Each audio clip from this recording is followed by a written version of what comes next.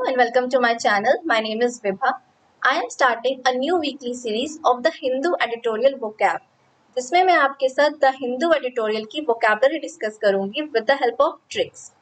क्योंकि वोकैबलरी के केस में क्या होता है, हम कोई वर्ड देखते हैं, उसका मीनिंग देखते हैं, थोड़े टाइम तक तो हमें याद रहता है, बट लॉन्ग रन में हम उसे भूल जाते हैं। हमें ऐसा लगता है कि हाँ, ये वर्ड हमने कहीं पढ़ा है, बट इसका मीनिंग इस टाइम पर मुझे याद नहीं आ रहा है। So cramming is not the solution. Thing is कि हम उसे क्रैम करने की कोशिश करते हैं। Cramming is not a solution. हमें कुछ ऐसा सोल्यूशन चाहिए जिससे कि हम उस वर्ड को एक बार देखें और फिर उसे लाइफ टाइम तक ना भूल पाए। वही मैं आपको आज इस वीडियो में बताने वाली हूँ। So watch it till the end and let's start with the first word. First word है हमारे पास एग्जॉर्बिटेंट। फर्स्टली ये एक एडजेक्टिव है। इसका मीनिंग होता है मच टू हाई। बेसिकली हम किसी चीज के जब प्राइस की बात कर रहे होते हैं तब इस वर्ड का हम यूज करते हैं एग्जॉर्बिटेंट का प्राइस के लिए, कि इस चीज का प्राइस बहुत ज्यादा है। फॉर एग्जाम्पल मैंने एक सेंटेंस लिया है यहाँ पर, it is a good hotel but the prices are exorbitant. ये होटल अच्छा तो है बट इसके प्राइजेस क्या है, exorbitant, which means very high, कि इस होटल के प्राइजेस बहुत ज्यादा हैं। अब आपने ये वर्ड पढ़ा, आपने इसका मीनिंग देखा, कितने टाइम तक याद रहेगा? 1 दिन, 2 दिन, 4 दिन, या किसी की मेमोरी बहुत ज्यादा ही अच्छी है तो हफ्ता, 10 दिन, ठीक है, उससे ज्यादा नहीं। तो हम उसे क्या करेंगे, हम इसे ट्रिक के साथ याद करेंगे जिससे आप इस वर्ड को लाइफ टाइम तक नहीं भूल पाओगे। तो वो ट्रिक क्या है, पहले मैं आपको स्टोरी बता देती हूँ। वैसे मैंने यहाँ पर दे भी दिया, आप देख सकते हैं। तो पहले आप स्टोरी सुन लीजिए कैसे हमें इस वर्ड को याद रखना है। लेट अस अज्यूम कि आपका कोई एक्स है, ठीक है, एक्स बॉयफ्रेंड या एक्स गर्लफ्रेंड, कुछ भी नहीं है तो भी कोई बात नहीं, अज्यूम कर लीजिए, वर्ड याद रखना है। तो आपका कोई एक्स बॉयफ्रेंड या गर्लफ्रेंड है और वो आपको, ऑब्वियस सी बात है, वो एक्स है तो आपका मीन्स उससे ब्रेकअप हो चुका होगा, राइट।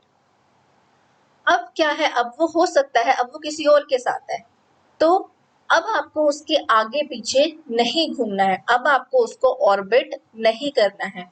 क्योंकि अगर आप अपने एक्स को ऑर्बिट करोगे तो हो सकता है आप उसके, जो अब उसका बॉयफ्रेंड या गर्लफ्रेंड है at this point of time, हो सकता है वो आपको पीट दे, है ना।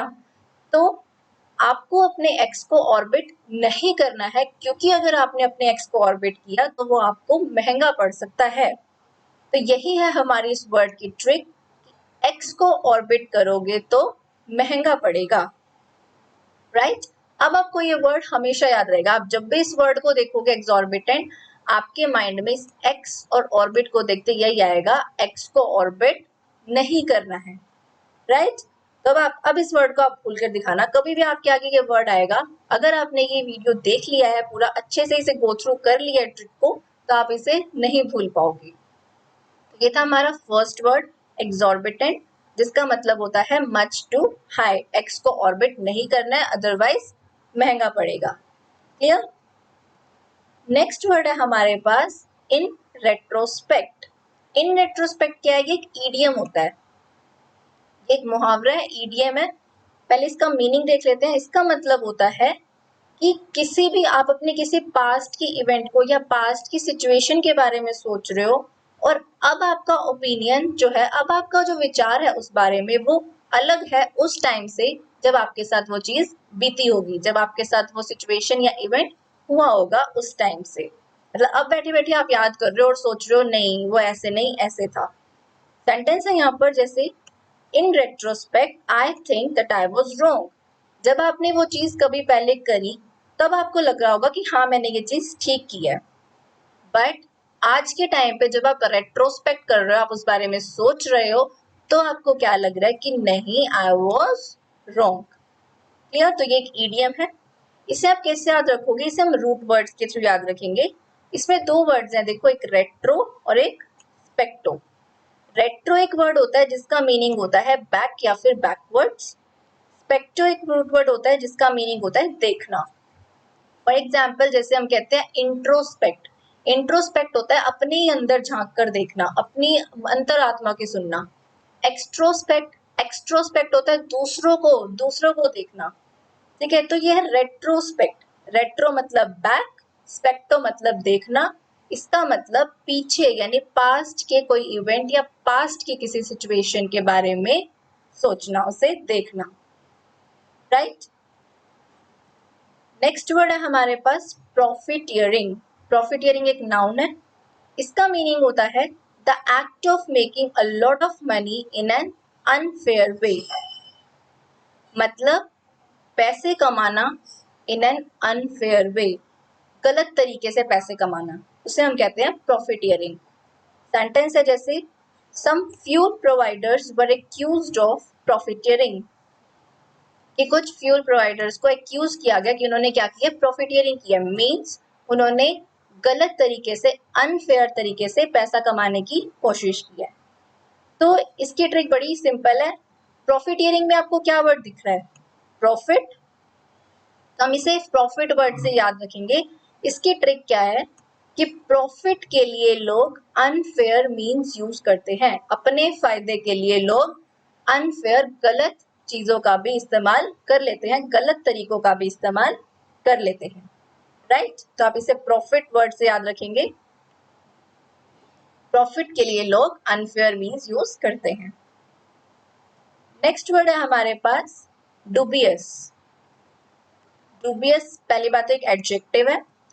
डुबियस का मतलब होता है not knowing whether something is good और बैड, डाउटफुल। मतलब कोई भी चीज आपको समझ नहीं आ रहा है कि ये अच्छी है या बुरी है, मतलब आप डाउट में हो, यू कांट क्लियर, मतलब क्लियर नहीं कर पा रहे हो कि ये चीज आपके लिए सही है या फिर गलत है। For example I was rather dubious about the whole idea, कि मैं पूरे आइडिया के बारे में डाउटफुल था, मुझे नहीं समझ आ रहा था कि ये आइडिया सही है या फिर गलत है। अब इसे आप कैसे याद रखोगे, ऐसे अगर आपने मीनिंग पढ़ लिया तो ये तो कल ही भूल जाओगे मुझे लगता है ना। तो हम इसे कैसे याद रखेंगे, ट्रिक से। और इसकी ट्रिक क्या है, डूबियस में आपको क्या वर्ड दिख रहा है, do. Here you can see word है आपके पास डू। अब देखो कोई चीज आपको समझ नहीं आ रही कि सही है या गलत है, तो आप क्या करते हो, आप उसके बारे में सोचते हो, आप बहुत बहुत बहुत सोचते हो, ठीक है, उसके बारे में आप इतना सोचा, आप इतना सोचा, आप उस चीज में इतना डूब गए, फिर भी डाउट है कि सही है या फिर नहीं। डुबियस, आप इतना डूब गए किसी चीज में, फिर भी डाउट है कि ये सही है या फिर नहीं, तो आप इसे याद रखोगे इस डूब से। आप इतना डूब गए फिर भी नहीं पता कर पाए कि सही है या फिर नहीं। क्लियर। नेक्स्ट वर्ड है हमारे पास डिस्पेंसेशन, और ये एक नाउन है।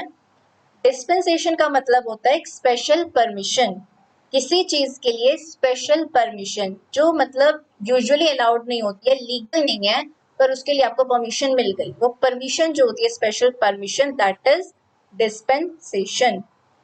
एक सेंटेंस है, although he didn't qualify the age factor, he was given dispensation to compete in national competitions। क्या मतलब है इसका, कि मान लो कोई माइनर है, ठीक है, कोई एक नेशनल कंपटीशन में जैसे कोई एज होती है फिक्स की, इस एज तक का ही बंदा पार्टिसिपेट कर सकता है, बट कोई माइनर है, ठीक है। अब वो माइनर जो चाहे वो एज फैक्टर क्वालिफाई नहीं कर रहा था, बट फिर भी उसे डिस्पेंसेशन दे दी गई कि वो नेशनल कॉम्पिटिशन्स में compete कर सकता है, मतलब उसे एक स्पेशल परमिशन मिल गई, जो वैसे यूजुअली अलाउड नहीं होती है, बट उसको वो परमिशन मिल गई। तो इसे आप कैसे याद रखोगे, पहले मैं आपको स्टोरी बता देती हूँ, ठीक है, फिर इस ट्रिक को देखेंगे। तो एक स्टोरी सुनिए। अब मान लीजिए यही वाला एग्जांपल ले लीजिए, ठीक है, कि आपकी एज छोटी है, आप अभी इतने, आपकी एज नहीं हुई है कि आप नेशनल कॉम्पिटिशन्स में जाके पार्टिसिपेट कर सको। तो आप क्या करते हो, उसके लिए आपको, अगर आप करना चाहते हो तो आप उसकी परमिशन लेने जाओगे, you will go to any officer और समथिंग लाइक दैट। आप किसी बड़े ऑफिसर के पास गए, आपने उनसे रिक्वेस्ट की कि ऐसे ऐसे है, मेरी तो अभी इतनी एज नहीं है, but still I want to participate, मेरे में टैलेंट है, आप वो देख सकते हैं, तो आप मुझे ऐसे से परमिशन दे दो कि मैं नेशनल कॉम्पिटिशन्स में पार्टिसिपेट कर पाऊँ। अब पहले तो उसने मना किया, ठीक है, ऑफिसर ने कह दिया कि नहीं नहीं भाई, ऐसा तो नहीं हो सकता, ये तो लीगल नहीं है, मैं आपको ऐसे परमिशन नहीं दे सकता। बट स्टिल आपने रिक्वेस्ट की कि नहीं देखो, आप मेरा टैलेंट देख लो।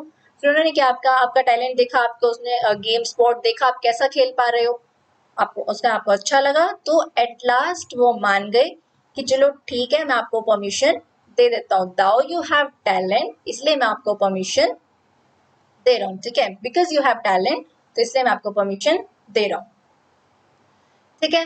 तो अब उसने क्या किया, अब आपने उन एप्लीकेशन जो लिख कर गए थे, आपने कहा ठीक है फिर इस पर साइन कर दीजिए। वो कहता है ऑफिसर ठीक है मैं साइन कर देता हूँ।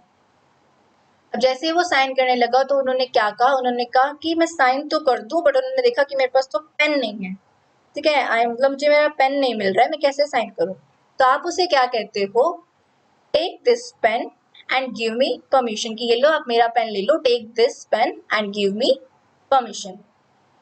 तो आप इसी से इसे याद रखोगे। यहाँ पर देखो क्या वर्ड है, डिस पेन, यहाँ पर आप देख सकते हो डिस पेन, तो आप इसे याद रखोगे, take this pen and give me permission, right.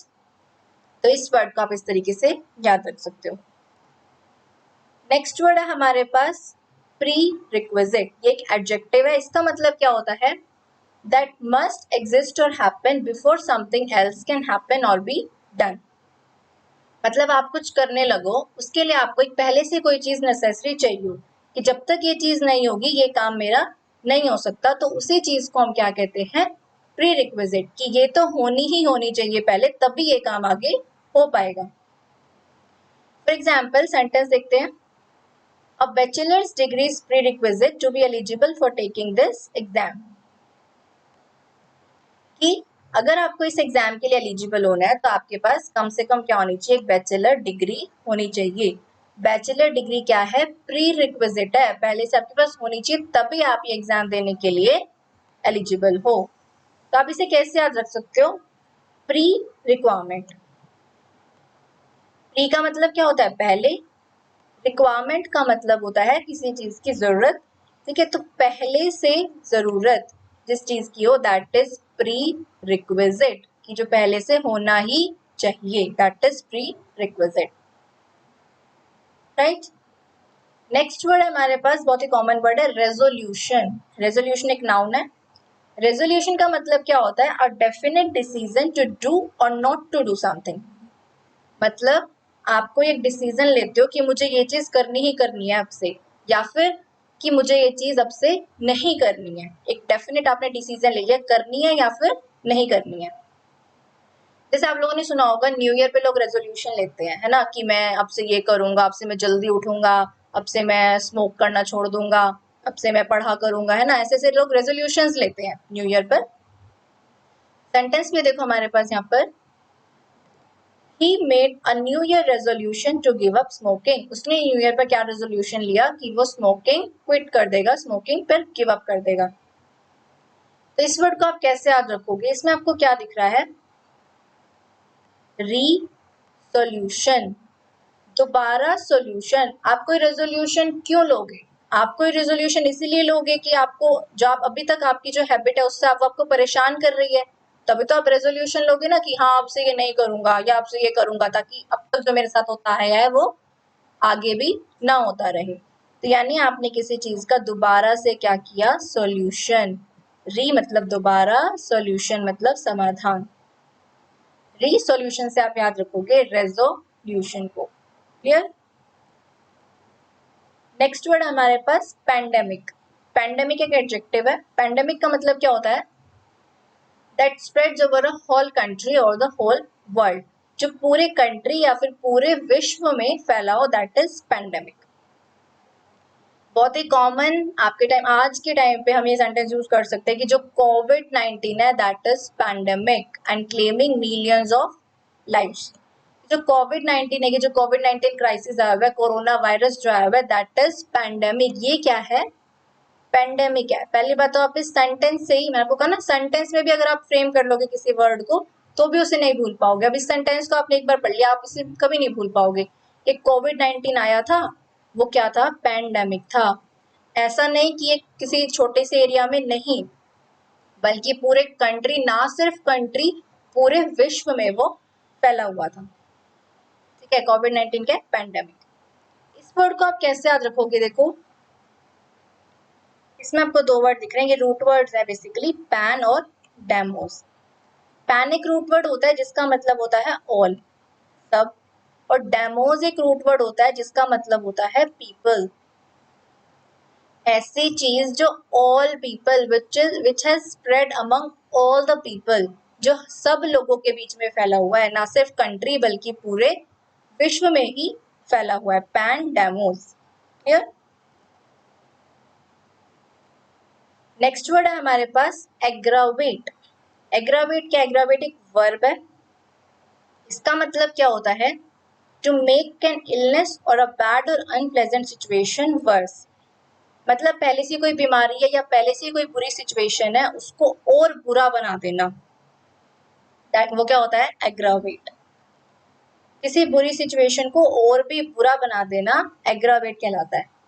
Sentence है जैसे हमारे पास, His aggressive reaction only aggravated the situation। इसका क्या मतलब है? उसका जो एग्रेसिव रिएक्शन था, मतलब जो गुस्से वाला रिएक्शन था, उसने सिचुएशन को सिर्फ एग्रावेट किया है, मतलब उससे कोई समाधान नहीं निकला, उसने बल्कि सिचुएशन को और भी वर्स कर दिया, और भी बेकार कर दिया। पहले से ही बिगड़ी हुई सिचुएशन थी और गुस्सा दिखाकर उस सिचुएशन को बेकार कर दिया। क्लियर? तो आप इसे कैसे याद रखोगे?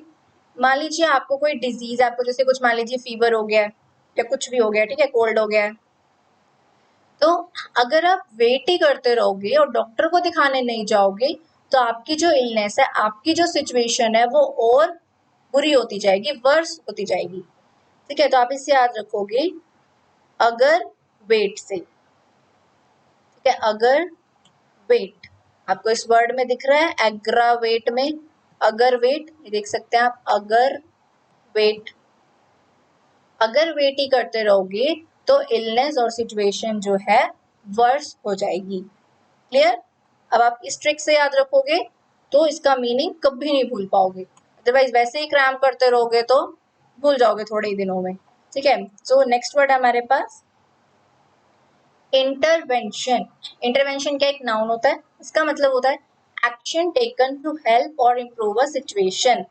मतलब किसी सिचुएशन को इम्प्रूव करने के लिए जो हम एक्शंस लेते हैं, दैट इज इंटरवेंशन। जैसे एक सेंटेंस लिया मैंने यहाँ पर, COVID-19 crisis need government intervention to save the economy। कोविड-19 का जो क्राइसिस आया हुआ है, इसको गवर्नमेंट की इंटरवेंशन की जरूरत है, मतलब इस पे गवर्नमेंट को एक्शन लेने की जरूरत है ताकि हमारी इकोनॉमी को बचाया जा सके। अब ये तो हुई मीनिंग की बात, अब इसे याद कैसे रखोगे? ये देखो, इंटरवेंट, हम इसे इंटरवेंट से याद रखेंगे। इंटर मतलब अंदर, वेंट मतलब WENT वाला वेंट हम लेंगे, इसका मतलब होता है जाना। अब देखो, आपको किसी सिचुएशन में कुछ हेल्प करनी है या उसमें कुछ इम्प्रूवमेंट आपको करनी है, तो आपको उस सिचुएशन के अंदर जाना तो पड़ेगा ना, आपको उसे अच्छे से एनालाइज तो करना पड़ेगा। You have to enter that situation and analyse it, तभी तो उसे इम्प्रूव कर पाओगे। तो आप इसे कैसे याद रखोगे? इंटरवेंट, अंदर जाकर ही, सिचुएशन के अंदर जाकर ही हम उससे हेल्प कर सकते हैं, हम उसमें इम्प्रूवमेंट कर सकते हैं। क्लियर? इंटरवेंट, इंटरवेंशन। नेक्स्ट वर्ड हमारे पास पॉसिटी। पॉसिटी होता है less than enough of something, मतलब किसी चीज की जितनी जरूरत है उससे कम है हमारे पास, less than enough of something, या फिर हम कह सकते हैं too little. Less than enough of something, too little, बहुत कम। सेंटेंस है जैसे, paucity of evidence made it difficult for the crime branch to solve the case। What does it mean? कि एविडेंस यानी सबूत, एविडेंस होता है सबूत, एविडेंस की कमी की वजह से क्राइम ब्रांच के लिए मुश्किल हो गया केस को सॉल्व करना।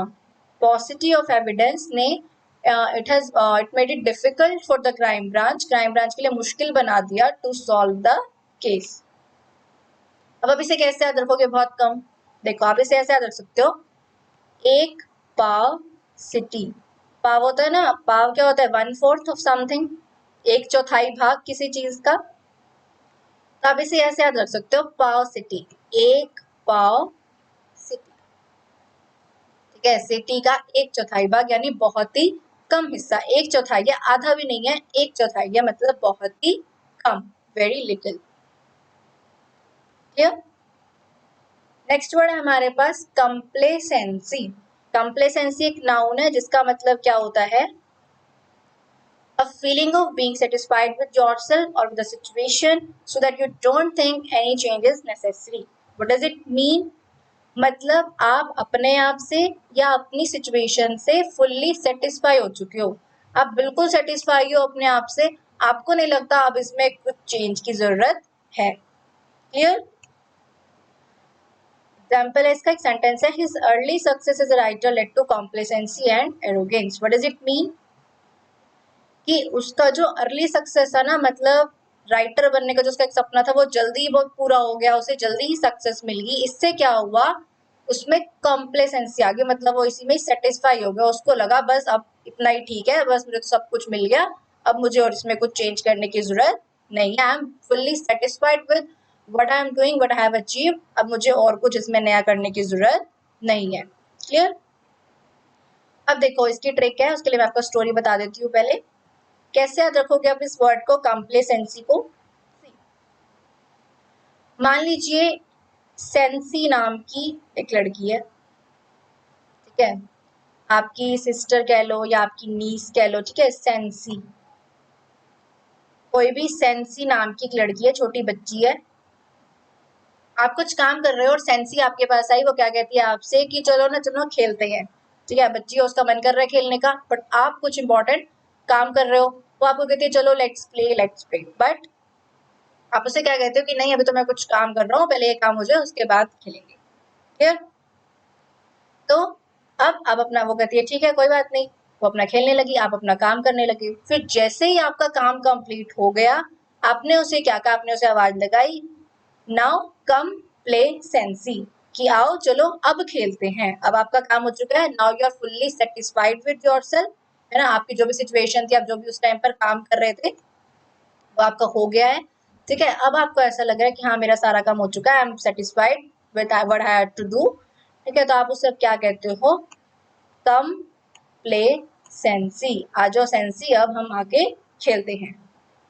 इसमें आपको यही वर्ड दिख रहा है, कम प्ले सेंसी, ठीक है, तो आप इस ट्रिक से इसे याद रख सकते हो। अब कभी भी आपके पास आगे कभी आपको ये वर्ड देखने को मिलेगा इन फ्यूचर, तो आपके माइंड में यही ट्रिक क्लिक करेगी, कम प्ले सेंसी, और आपको ये स्टोरी याद आएगी जिससे आपको ये मीनिंग याद आएगा। क्लियर? तो यही मैं कह रही थी, क्रैम नहीं करना है चीजों को, हमें चीजों को ट्रिक्स के थ्रू, हमें वर्ड्स को ट्रिक्स के थ्रू याद रखना है। Clear? Next and the last word of today is facade. Facade देखो, फैकेड एक नाउन है, ठीक है, फैकेड का मतलब होता है the way that something somebody or something appears to be which is different from the way something really is. What does it mean? कोई चीज आपको दिख रही है, ठीक है, कोई चीज आपको दिख रही है बट वो एक्चुअल में ऐसी नहीं है, जैसी वो दिख रही है एक्चुअल में वैसी नहीं है, बल्कि कुछ और ही है। फॉर एग्जाम्पल देखिए sentence, they seem happy together but it is all a facade, वो साथ में खुश तो दिख रहे हैं बट ये सब क्या है, फैकेड है, एक्चुअल में ऐसा है नहीं। कई बार ऐसा होता है लोग अंदर से बहुत दुखी होते हैं लेकिन आपको दिखाते नहीं है, आपके सामने वो बड़े खुश खुश रहते हैं, है ना, कि लोगों को ना पता लगे कि अंदर से वो दुखी हैं।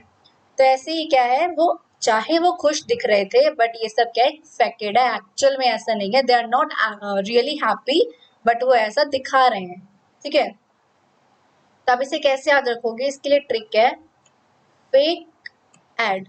अब जो भी एड्स वगैरह आप देखते हो, एडवर्टीजमेंट्स, उनमें क्या होता है, जैसा दिखाते हैं 100% वैसा ही होता है क्या, नहीं, मतलब ठीक है कुछ हद तक चीजें ठीक भी होती हैं बट जितना एड्स में दिखाते हैं ना, जितनी वो अपनी एडवर्टीजमेंट करते हैं कि उनका प्रोडक्ट बिके या कुछ भी, एक्चुअल में उतना ज्यादा होता नहीं है। ठीक है, तो आप इसे याद रख सकते हो फेक एड से, it is a trick, fake aid, facade, ठीक है, जैसा दिख रहा है एक्चुअल में वैसा है नहीं। क्लियर? तो आई होप ये वर्ड्स आपको क्लियर होंगे। अब आई कैन अश्योर यू, अगर आपने ये वीडियो पूरा देखा है और अच्छे से देखा है, अच्छे से ट्रिक्स को समझा है, तो इन वर्ड्स का मीनिंग आप कभी नहीं भूल पाओगे लाइफ टाइम में। अगर वैसे ही क्रैम करते रहोगे तो भूल जाओगे। ठीक है, तो यही तरीका होता है। आप अब जर्नी आप इसी ट्रिक से याद रखो, है ना, मुझे इस ट्रिक से याद हुआ है, हो सकता है आपके पास कोई और भी अच्छी ट्रिक हो, मुझसे ज्यादा अच्छी ट्रिक हो, तो आप उसे कमेंट सेक्शन में शेयर कर सकते हो, क्या पता मैं अगली बार वही कराऊं, है ना। तो आप अपनी ट्रिक्स भी शेयर कर सकते हो, कमेंट सेक्शन में आप जाकर लिख सकते हो अपनी ट्रिक्स, आपको किसी भी वर्ड की ट्रिक आती है तो, ठीक है। So I will meet you all next Sunday with the series, ठीक है, द हिंदू की हम उसमें वोकैबुलरी डिस्कस करेंगे। So if you like this session, do give it a thumbs up, share it with your friends, and don't forget to subscribe my channel. I will meet you all in the next video. Till then, keep learning, keep sharing.